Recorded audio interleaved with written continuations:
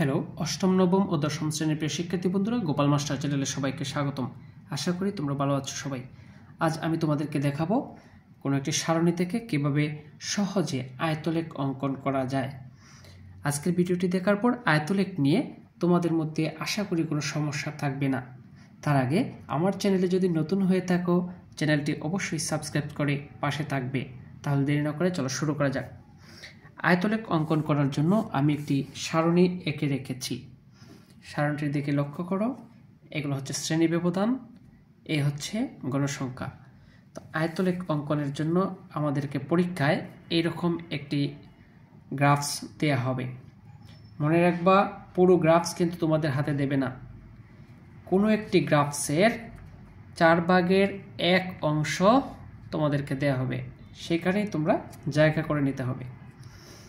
তো এই গ্রাফে আনুভূমিক বরাবর যে অক্ষটা টানলাম আমি, এইভাবে একটা অক্ষ টানতে হবে, সেটা হচ্ছে x অক্ষ, এবং উলম্ব বরাবর যে অক্ষ, এটা হচ্ছে y অক্ষ। তো আয়তলেখ অঙ্কনের জন্য যে বিষয়টি মাথায় রাখতে হবে, x অক্ষ বরাবর অবিচ্ছিন্ন শ্রেণীসীমা নিতে হবে। x অক্ষ বরাবর কি নেব আমরা? অবিচ্ছিন্ন শ্রেণীসীমা।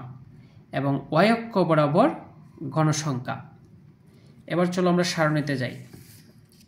এই সারণীতে যে শ্রেণীসীমা দেয়া আছে, এটা অবিচ্ছিন্ন শ্রেণীসীমা না। আমি এই যে ফাঁকা স্থানে লিখে রেখেছি অবিচ্ছিন্ন শ্রেণীব্যাপ্তি, আমরা এখানে অবিচ্ছিন্ন শ্রেণীসীমা বের করব। এটা অবিচ্ছিন্ন শ্রেণীসীমা না কেন? কারণ এই শ্রেণীর এটাকে বলা হয় উচ্চ সীমা, এটাকে বলা হয় নিম্ন সীমা। এই শ্রেণীর উচ্চ সীমা আর পরবর্তী শ্রেণীর নিম্ন সীমা ভিন্ন। অর্থাৎ এই শ্রেণীর উচ্চ সীমা 50, এর শ্রেণীর নিম্ন সীমা 51। অর্থাৎ এই শ্রেণী থেকে এই শ্রেণী আলাদা হয়ে গেল, অর্থাৎ বিচ্ছিন্ন হয়ে গেল। এই জন্য এটা বিচ্ছিন্ন শ্রেণীসীমা, এটা অবিচ্ছিন্ন না। এটা বোঝার জন্য আমি আরও একটি সারণী তোমাদেরকে দেখাচ্ছি। এই শ্রেণীটির দিকে লক্ষ্য করো। 40 থেকে 50, 50 থেকে 60, 60 থেকে 70। একটু লক্ষ্য করো, এই শ্রেণীর উচ্চ সীমা 50 আর এই শ্রেণীর নিম্ন সীমা 50। সুতরাং এই শ্রেণী থেকে এই শ্রেণী বিচ্ছিন্ন হয়নি। এই ধরনের শ্রেণী হচ্ছে অবিচ্ছিন্ন শ্রেণী। এবার আমরা এই বিচ্ছিন্ন শ্রেণীকে কিভাবে অবিচ্ছিন্ন শ্রেণীতে প্রকাশ করা যায় একটু লক্ষ্য করি। এই বিচ্ছিন্ন শ্রেণী থেকে অবিচ্ছিন্ন শ্রেণীতে যাওয়ার জন্য যে কাজটা করতে হবে, এই শ্রেণীর নিম্ন সীমা থেকে 0.5 বাদ দিতে হবে এবং এই শ্রেণীর উচ্চ সীমার সাথে 0.5 যোগ করে দেব। 46 থেকে যদি আমরা 0.5 বাদ দিই তাহলে থাকবে 45.5। তাহলে এই শ্রেণীর অবিচ্ছিন্ন শ্রেণীর নিম্ন সীমা হবে 45.5। উচ্চ সীমা হবে 50-র সাথে 0.5 যুক্ত হবে, তাহলে 50.5। একইভাবে এটা থেকে যদি আমরা মাইনাস করি 0.5, তাহলে পাবো 55.5। প্রশ্ন হচ্ছে কেন আমরা এই 0.5 যোগ করলাম এবং বাদ দিলাম? একটু লক্ষ্য করো, এই শ্রেণীর নিম্ন সীমা এবং এই শ্রেণীর উচ্চ সীমা এবং এই শ্রেণীর নিম্ন সীমার ব্যবধান হচ্ছে 1। এই 1কে আমরা 2 দ্বারা ভাগ করলে পাই 0.5। এই জন্য 0.5 নিম্ন সীমা থেকে বাদ দেব, উচ্চ সীমার সাথে আমরা যোগ করে দেব। তাহলে পরবর্তীটা কি হবে? 55.5 থেকে 60.5, 60.5 থেকে 65.5, 65.5 থেকে 70.5। তাহলে আমাদের অবিচ্ছিন্ন শ্রেণী সীমা রেডি। এবার আমরা চক কাগজে লক্ষ্য করি। এই চক কাগজে মান বসানোর পূর্বে আমরা একটু খেয়াল করি, এখানে 45.5 থেকে 50.5 এর মধ্যে ব্যবধান কত? শ্রেণী ব্যবধান হচ্ছে 5। তাহলে এখানে 5, পরে আবার 55 থেকে 55.5 পর্যন্ত শ্রেণী ব্যবধান আরও 5। তাহলে 5, 5, 10, 15, 20, 25, অর্থাৎ এখান থেকে একদম 75.5 পর্যন্ত 25 একক আছে। 25 এককের জন্য আমরা প্রতি এক এককের জন্য একটু লক্ষ্য করো, এই যে এখানে ক্ষুদ্র ক্ষুদ্র ঘর দেখা যাচ্ছে, প্রতি এক এককের জন্য আমরা যদি ক্ষুদ্র এক ঘর নেই তাহলে আমাদের দরকার 25 ঘর, 25 ঘর, যা আমাদের এই চক কাগজের ডান দিকে আছে। এবং আরও একটি বিষয় হচ্ছে, এখানে 5 ঘর আমরা ভাঙ্গা চিহ্ন ব্যবহার করব। ভাঙ্গা চিহ্ন ব্যবহার করব কেন? কারণ শুরু হবে কত থেকে? 45.5 থেকে। এই 45.5 পর্যন্ত চলমান, অর্থাৎ আছে, এই ভাঙ্গা চিহ্নের মধ্যে আছে বোঝাতে আমরা এই 5 ঘর ভাঙ্গা চিহ্ন ব্যবহার করব। আমরা শুরু করি 45.5। প্রথমে আমরা কত বসাবো? 45.5। কেমন? এরপরে বসাবো 50.5। 45.5 থেকে 50.5 50.5।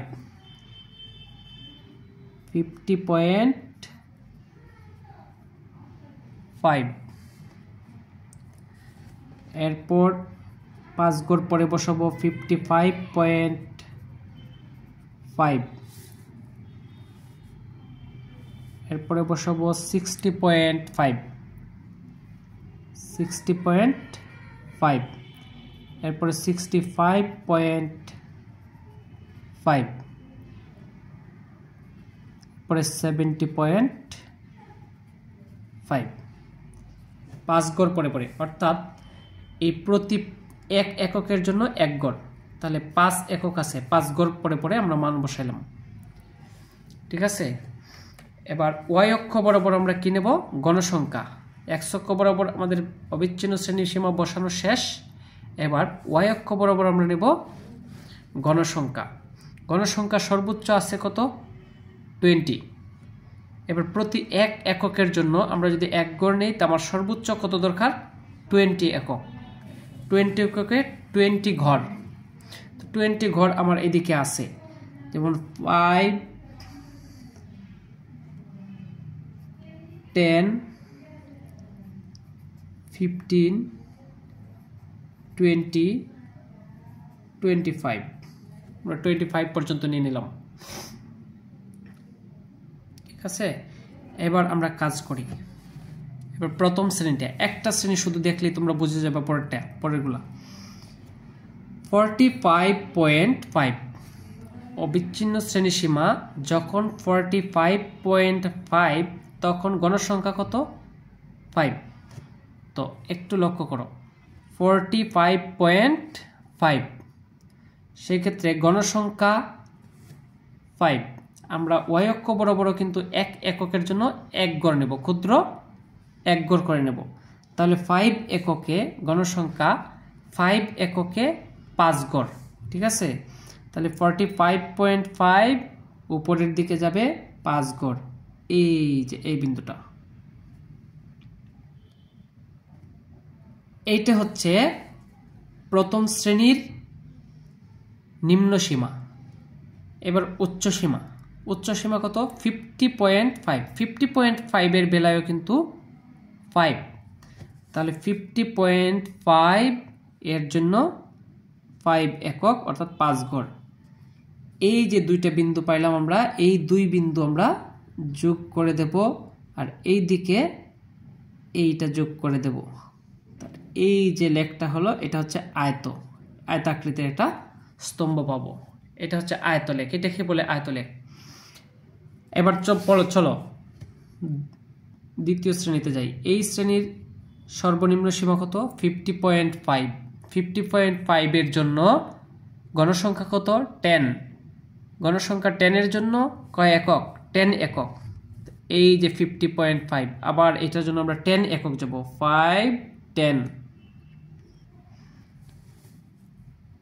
এবার চলো দেখি উচ্চসীমা কত, উচ্চসীমা 55.5 এর জন্য 10, তাহলে 55.5 এর জন্য 10, সাথে সাথে আমরা এটাও এঁকে ফেলবো। এই যে আরো একটা আয়ত পেয়ে গেলাম। একইভাবে আমরা পরেরগুলো যদি দেখি 55 থেকে 55.5 থেকে 60.5 এর জন্য 20, তাহলে 55.5 এর জন্য 20, এই যে জায়গায় 20, 60.5 এর জন্য 20, তাহলে এটা আমরা যোগ করে দেব এইভাবে। আমি যদি স্কেল দিয়ে করি তাহলে এটা অনেক সুন্দর হবে।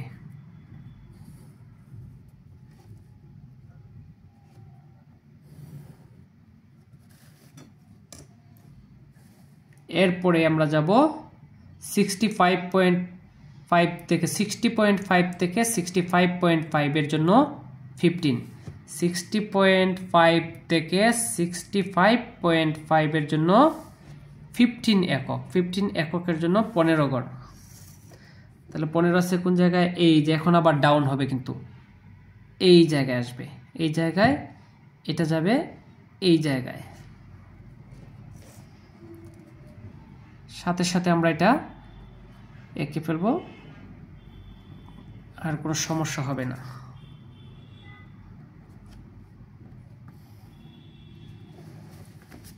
এবার 65.5 থেকে 70.5 এর জন্য কত একক 10 একক, 10 এককে 10 গড়। এবার এই যে 65.5 থেকে 70.5 10 একক 5 10, এটা এইখানে নামবে, এই যে 10।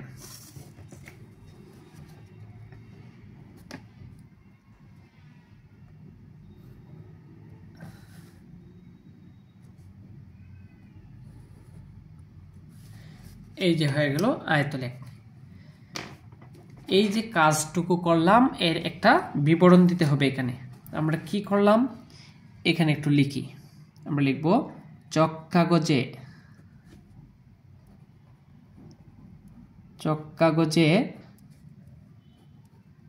এক অক্ষ বরাবর প্রতি এক এককের জন্য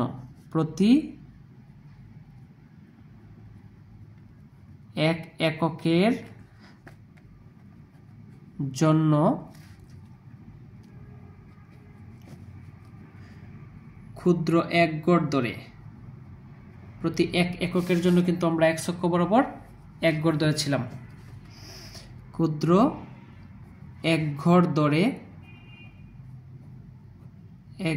ধরে অবিচ্ছিন্ন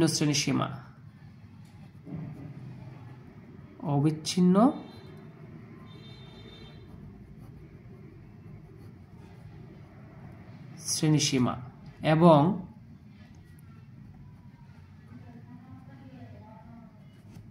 y অক্ষ বরাবর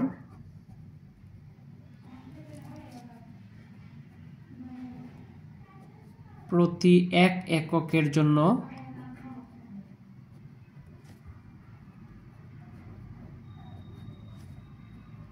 y অক্ষ বরাবর প্রতি এক এককের জন্য এক গড়, ক্ষুদ্র এক গড় নিয়েছিলাম, এক ঘর ধরে কি নিয়েছিলাম, y অক্ষ বরাবর গণসংখ্যা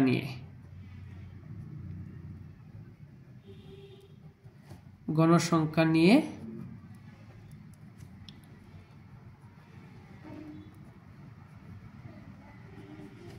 আয়তলেখ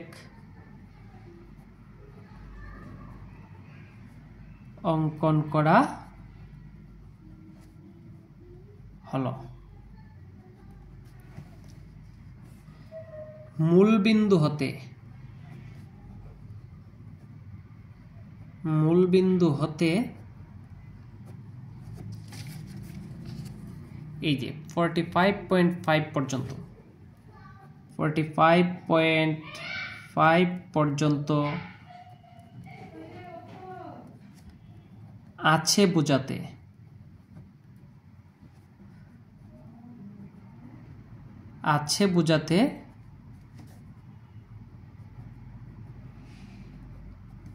ভাঙ্গা চিহ্ন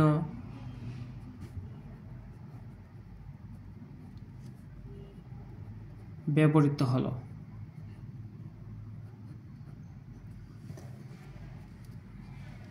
এইটুকু লিখে দিলেই হবে, তাহলে হয়ে গেল আমাদের গ্রাফ। আজকের ভিডিওটি এখানেই শেষ করছি। পরবর্তী ভিডিও দেখার জন্য আমন্ত্রণ রইল। সে পর্যন্ত ভালো থেকো, সবাই থেকো।